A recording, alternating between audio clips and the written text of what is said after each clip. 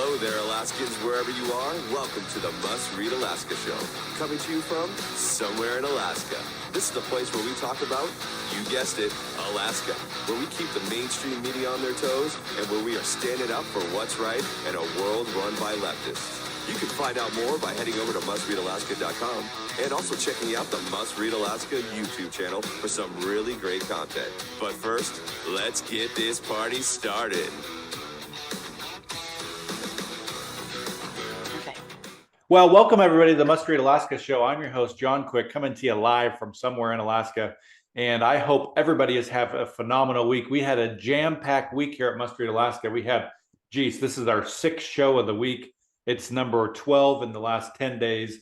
And we hope that everybody is filled with the latest and greatest of Alaska. We want to thank everybody that watches, listens, and reads Must Read Alaska. We do this for folks just like you, and for folks that help keep the lights on here at Must Read Alaska. We want to thank you for doing that. And if you want to help keep the lights on, because we're not funded by some big nonprofit dark web money conglomerate, we're just funded by everyday folks like you that listen to Must Read Alaska and love it. So if you want to help keep the lights on, go to mustreadalaska.com. On the right-hand side, there's a little donate button. Click on that. We're funded every $5, $10 donation at a time.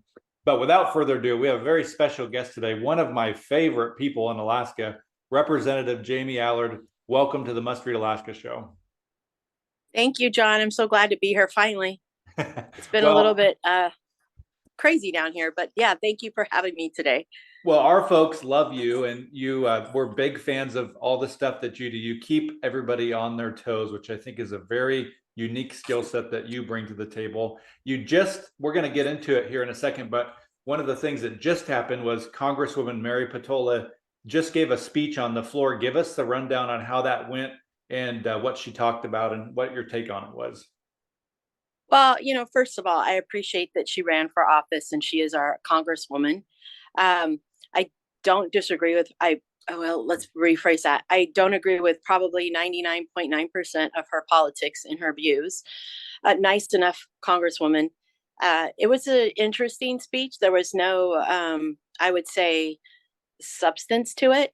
And yeah, I wasn't overly impressed because there was no real answers to questions. a lot of talk, maybe. Not even that, just more like, oh, I'd rather hear from you. And I just was like, okay. So I was one of them. I did stand up and ask her, how is your perspective and your view and your thoughts on carbon credit? And she said, well, I'll leave that up to the legislature to decide.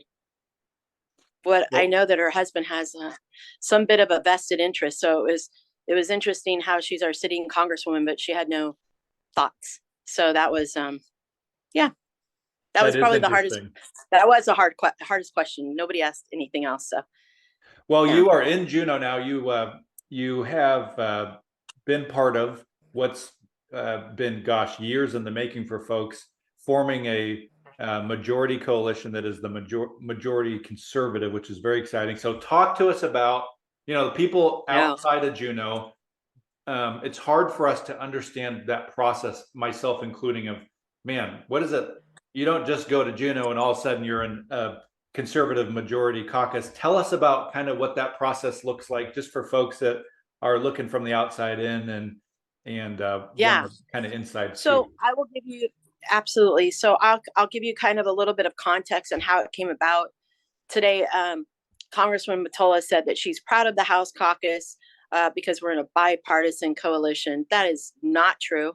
I was taken back by it. I think they're trying to plan. I think if the left says it enough that they think people are going to believe it. And the truth of the matter is we're not. We're in a Republican-led caucus. We have the pleasure and the honor of having the Bush caucus with us. Very great people, and we're together as a team. And because of that, it's working out really well. So obviously, after we all won our races, we started having our caucus meetings, and a little feisty, a little spicy, a little bit of headbutting, but we work through it. And it's not probably what people imagine. It's a little bit fierce at times and a little bit tumultuous. But I got to tell you, that's all okay, because I respect every single person in our caucus, and I would have it no other way. If you can't fight for your district, fight for your thoughts, behind closed doors, it's it's good because we're not outside influenced. Nobody can say you shouldn't think that way. We know what our districts want, and that's what we did. So it was interesting turn of events. And there's well, I just say it. I wanted to make sure that the individual who was our speaker was a good conservative, a good Republican, and I say that meaning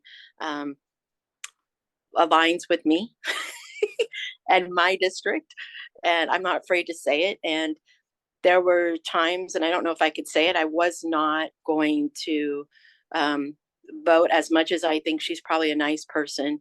Representative Stutes, I felt we had a good representative leadership, and that was Kathy Tilton. So I was a holdout, and we had to come out and figure out a different plan.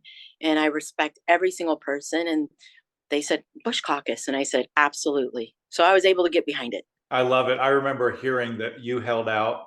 A lot of folks don't hear about this because, we're kind of into inside baseball stuff. And I remember hearing you held out and people were losing their minds. And I thought, man, if there's one person that's able to hold off in Juneau and not have it phase her, it's Representative Jamie Allard. So I appreciate that you did that, because what led... And it's not to throw any of my counterparts under the bus. They all had their perspectives and views. They'd been in the minority for so long. I understand all their perspectives.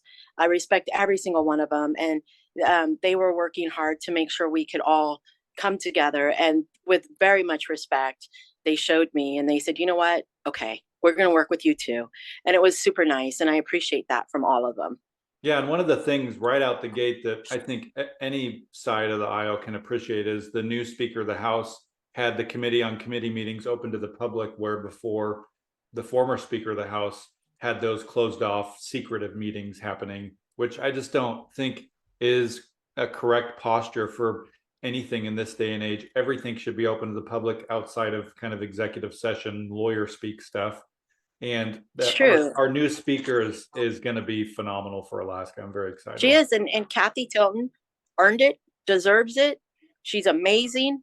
And I wouldn't have it any other way. So you're welcome, Kathy. We love you. I love it. So let's talk a little bit about, when I heard some of your committee assignments, there's probably some more professional way to put it than that. But when I heard that you were going to be the chair of the educational committee, I thought to myself, this is going to be so epic. Like, the unions are probably shaking in their boots, have no idea what to do.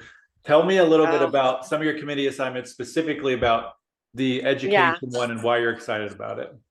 I don't know if the NEA or the union really care. The truth of the matter is, when we get in a caucus meeting, we all get to do a red robin and kind of say where we want to go. So one of them was, I said, okay, I'll be on the finance committee. And there were several of us. I think I could have got the votes to be on it, but I stood up after putting my name in the hat and I said, if you all will vote and support me to be co-chair to finance or co-chair to education, I will step off finance committee. And I would like to do that. And of course, there were people in the room that their jaws dropped. They're like shaking their head. No, don't do it. But here's the thing.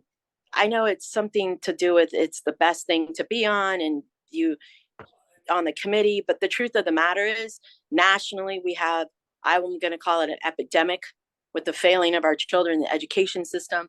Statewide, we are like horrible. So for me, it just all made sense. So I requested it. I got the support of my caucus and I'm co-chair to education. And I felt I could have done it as sole chair, but they didn't know me well enough yet. And so they're like, well, could you just do the co-chair right now? So we'll see what the future has. But right now I'm co-chair with Representative Ruffage. And then I have my list right here. Well, and I'm excited I am also that you're vice chair. the education. What's that? I was just going to say that I think it's very exciting that you're the education co-chair, because, you're going to bring a unique perspective, meaning that you have kids that are being educated. And man, so many times we get folks that are chairs of the educational committee that last time they had kids in the education system when it's like, 50 years ago. Yeah. The chair to Senate of education.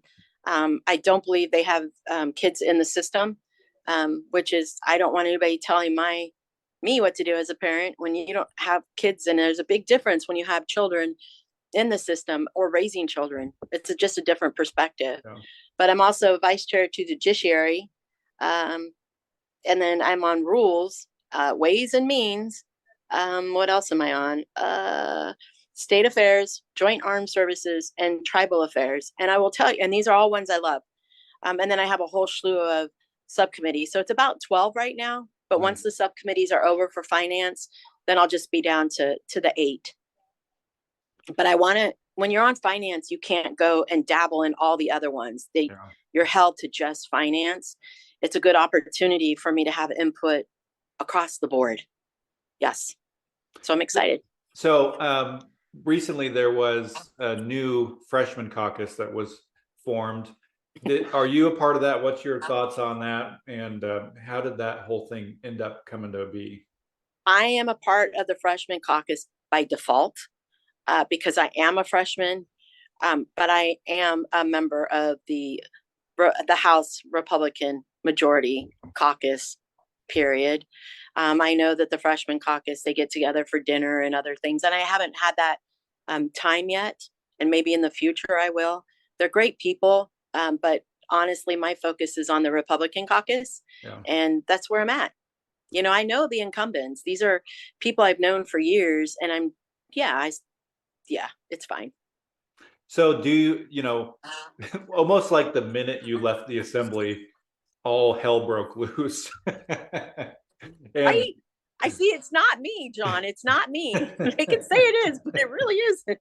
Like literally, like 2 days after you left, they're like, "Okay, Jamie's gone. Now we can do all the stuff we wanted to do, but we're Jamie's Right. gone to can't stop it." So just we don't need to go super into it. Do you miss being on the assembly? Do you have any words of wisdom for them now that as they're seem to be digging a bigger hole by the day of putting their head in the sand? I will tell you, I learned a tremendous amount. It absolutely 100% prepared me to be on the legislature. I miss the public 100%. I miss the testimony. I miss them coming out. I miss every single person, whether you agreed with me or not. I miss public testimony and involvement. A word of advice to the assembly members: TikTok, the pendulum will swing, and I'm rooting for some of these folks who are running for the assembly. And I hope we have a little bit of a transition and we get some other folks on there. Diversity and balance is needed on the assembly, and as long as we keep going one direction, then you're not getting representation across the board, and that's unfair. But hey, they can keep up their antics, and we should look forward to detaching Eagle River, because if this is what you want, then this is what you're going to get. So it only encourages, I hope, the community of Chigeak Eagle River to really think about the detachment and be able to be on our own.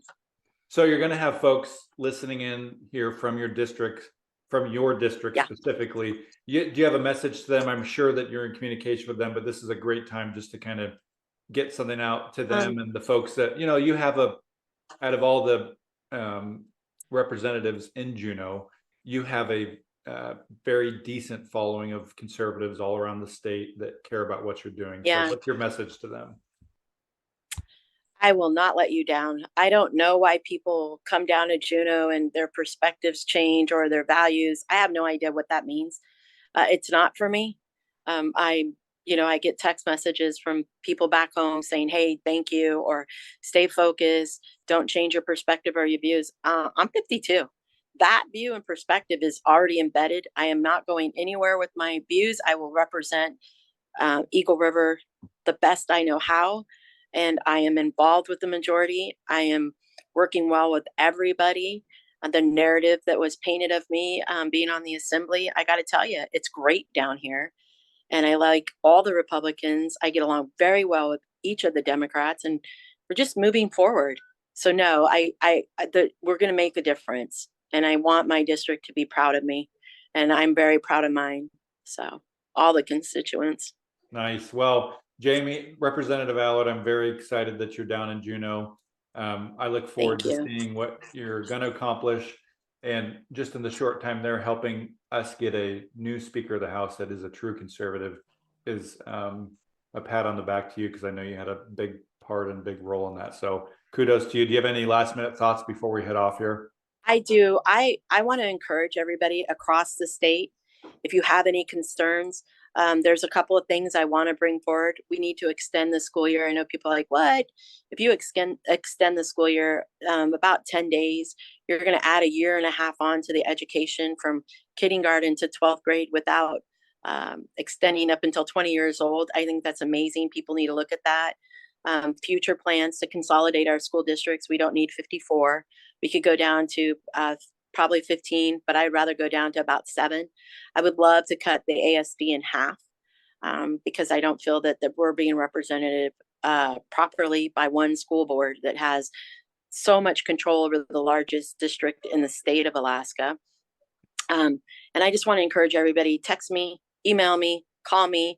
If you're down here, come to my office. You don't have to have an appointment. Come in. I will sit down and I will make time for you. Awesome. Well, 100%.